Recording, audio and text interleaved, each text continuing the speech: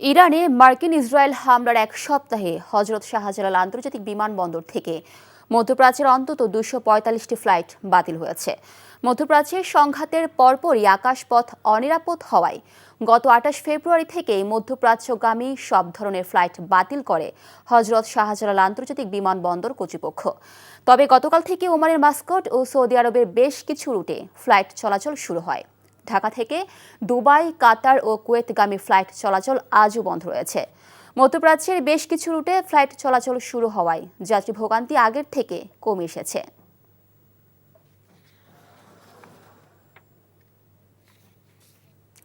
হজরত শাহজালাল আন্তর্জাতিক বিমানবন্দরে আছেন সিনিয়র করেসপন্ডেন্ট ওবায়দুল্লাহ মামুন, যুক্ত হচ্ছে তার সাথে। মামুন, মধ্যপ্রাচ্যে ফ্লাইটের বিষয়ে কি তথ্য আছে আপনার কাছে, আমাদের বিস্তারিত জানাবেন। মিলি, আপনাকে ধন্যবাদ। হজরত শাহজালাল আন্তর্জাতিক বিমানবন্দরে গত এক সপ্তাহ ধরে অর্থাৎ ২৮ ফেব্রুয়ারি থেকে ৭ মার্চ আজকে পর্যন্ত ২৪৫টি ফ্লাইট শুধু বাতিল করেছে ঢাকার হজরত শাহজালাল আন্তর্জাতিক বিমানবন্দর কর্তৃপক্ষ।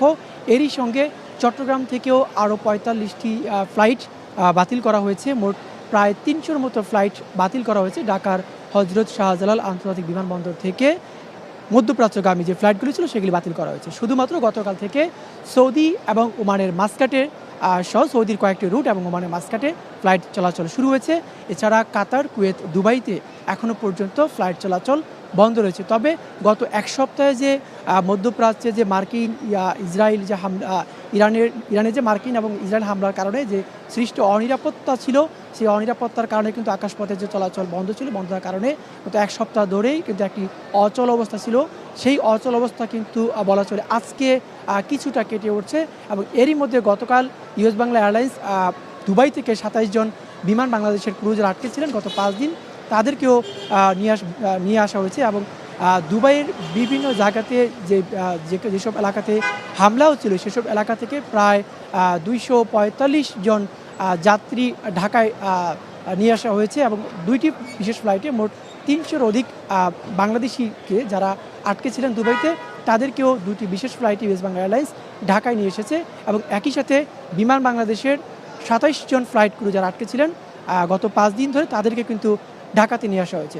এবং একই সাথে যুক্ত করতে চাই, সেটি হচ্ছে যে ওমানের মাস্কাট এবং সৌদির জেদ্দা, দাম্মাম সহ বেশ কিছু রুটে ফ্লাইট চলাচলের মধ্য দিয়ে স্বাভাবিক হতে শুরু করেছে মধ্যপ্রাচ্যের ফ্লাইটগুলো।